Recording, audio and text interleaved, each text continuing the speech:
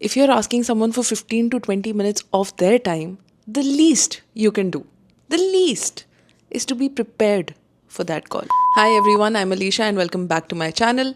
I recently graduated with my MBA from Dartmouth Tuck. I am going into a consulting job in New York City, and in my past life I used to be an investment banker and a venture capitalist, and all this is to say that I have had a lot of coffee chats in my life, and I know a thing or two about how you can prep for one because I struggled with it for so long. And now I think I've kind of mastered the art of what it takes to prepare to have the coffee chat of your dreams and make a lasting impression, which makes people want to actually give you the things that you want from them.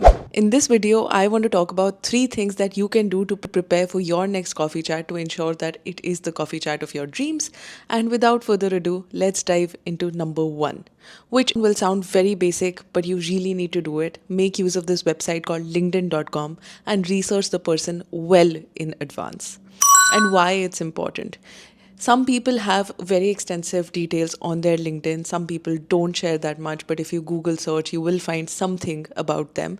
And you need to know everything that is publicly available about that person to ensure that you ask them smart, insightful questions. I can't even begin to tell you how many times I have been in a situation where someone came on call with me and mentioned wrong things about my background. And all that was just showing me that, bro, you didn't even put in the basic effort of going through my LinkedIn for one single minute.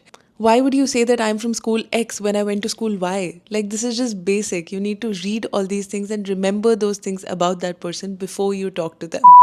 Another way it helps you is that if you actually go through the person's background, you will find some key details that they would have mentioned. Oh, I was the CEO of X club in school. I was the president of Y thing in this non for profit and whatever. And you find some of these things which might be in common between the two of you. And that can be a good conversation starter or an icebreaker, which will really help you. Now, giving one example for this, I once had a coffee chat with someone from a consulting firm, and that person had written somewhere that they used to be interested in plants. Like they were into some plant club somewhere. And I just made note of that because I'm a plant person. At that point, I had 18 plants in my house.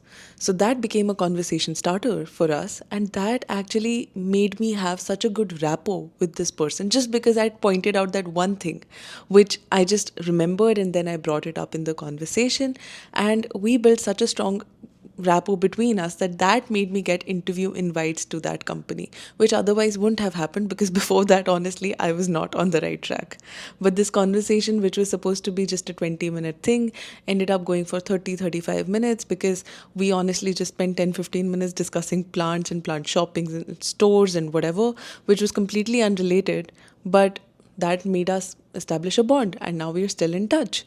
So if you do that basic effort of investing that time doing some research on them, you can find some nuggets which might actually help you in that rapport building, and that goes a long way. And once you've completed the step of doing that research on that person, you're ready to move to step 2, which is to prepare non-Googleable questions for them. It's so important to do this. Why would you be taking 15, 20, 30 minutes of someone's time to ask them questions that you can find answers to through a Google search or a chat GPT search?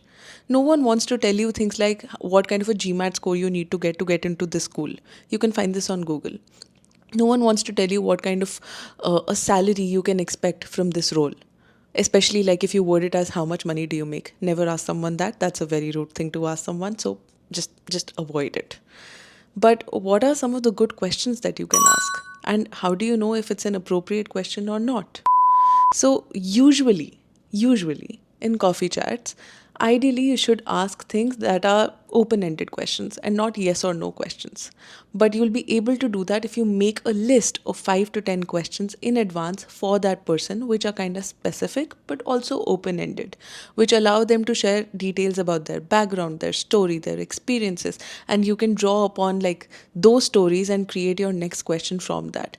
But if you have a list ready beforehand, like you can just go through it and you're like, oh, I've covered this, but this person also answered this second and third question from this one answer. So maybe I can like segue into question number 9 because that is now more related to whatever they just shared right now. And some good questions that I have come across and I like to ask people are, what made you transition from industry X to industry Y? What was the experience like? What do you think you wish you knew before you joined XYZ? It can be applied to any context. What is something that you wish you knew before you went for your MBA at Tuck? What is something you wish you knew before you went for your consulting internship at so and so firm? What do you wish you knew before jumping into the world of marketing? So, that can really spill some beans for you, which they otherwise would not have shared anywhere else. And you can also get a better perspective about that role, about that school, about that organization, if they're open to sharing some things. Another good question is advice based, because people really like giving advice and giving mentorship and feeling that, oh, I had a role to play in this person's success.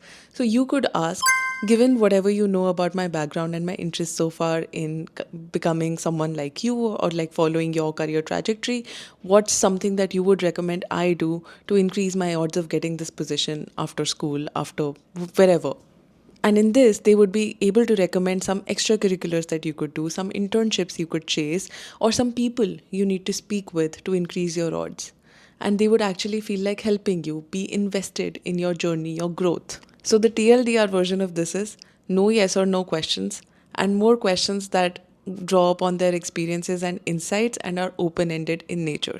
Be prepared, make your list, but don't make it seem like a rapid fire round where you're just going one question, two question, third question, and so on and so forth. Try to establish a rapport, give them room to speak, and draw upon whatever they're talking about to ask your follow on questions so that it seems like a conversation and not a Q&A. And lastly, number 3, have your intro ready. Your intro is something that you will be doing in the first 1 to 2 minutes of the conversation. And if you do it badly, it's going to have its impression throughout the remainder of the call. So, how do you know that your intro is good or decent at least? It does not need to be long. Do not make it an entire life story about your experiences. You don't have time for that. This is not a job interview. This is you both are establishing a rapport between you. You're getting to learn more about them and just sharing brief details about your experience.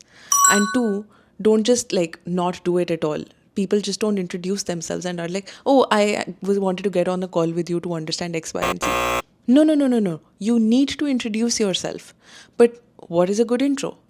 It should be 30 to 60 seconds at max, and it should just cover basic details about you. Like, for example, if I was getting on a call, I would say, hey, thanks for agreeing to speak with me. Just to give you a quick recap of my background, I'm Alicia and I just graduated with my MBA from Tuck, and I am joining a management consulting firm in New York City. And over the past 5 years, I've worked in investment banking and venture capital, where I was focusing on advising tech startups and then investing in them in Series A and B rounds. That's it. Quick, short, sweet. Depending on who you are talking to, you might want to add some things, remove some things, highlight some things that might be of interest to that person if they're in a certain role and you have some of those ingredients in your background already. So that's something that you will have to really reflect upon and think of what you want to add and remove. But all I would encourage you to do is to keep it short and sweet. It's not a job interview, it's just a rapport building exercise. If you have come this far, make sure to like this video, and if you found this useful, I'm sure you will find this other video also useful, where I talk about how you can have a great coffee chat. It covers all the details that you need to be mindful of during the coffee chat, what kind of an intro you should have, and some of the other key things that you should be focusing on during and also after you're done with the coffee chat, which can increase your chances of getting connected to even more people than the person that you're speaking with.